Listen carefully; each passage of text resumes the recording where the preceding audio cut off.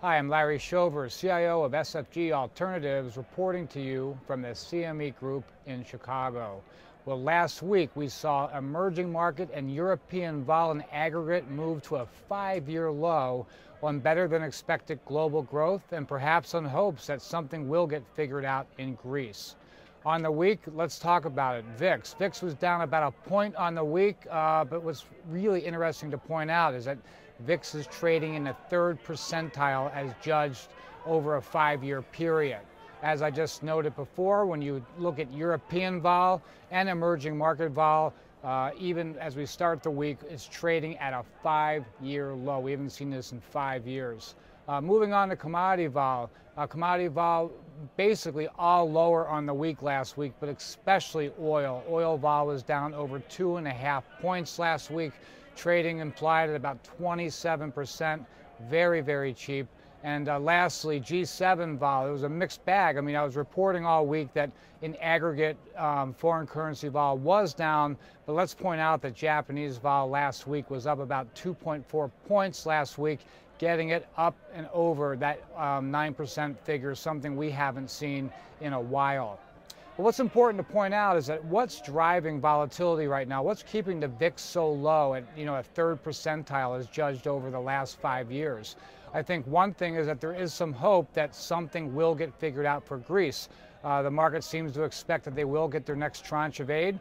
And also global growth numbers that came out last week were slightly better than expected. That is trying to help keep VIX in check.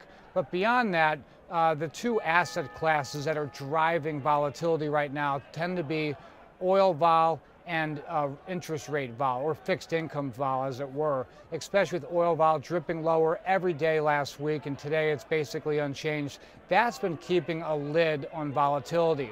Now, on the other hand, what is the market not really paying attention to any longer? What's not driving volatility right now? And I would say two of them would be, the first one would be credit vol, especially sovereign credit vol, and also FX vol, especially in the G7. So those things don't seem to be having any type of domino effect with the bigger picture.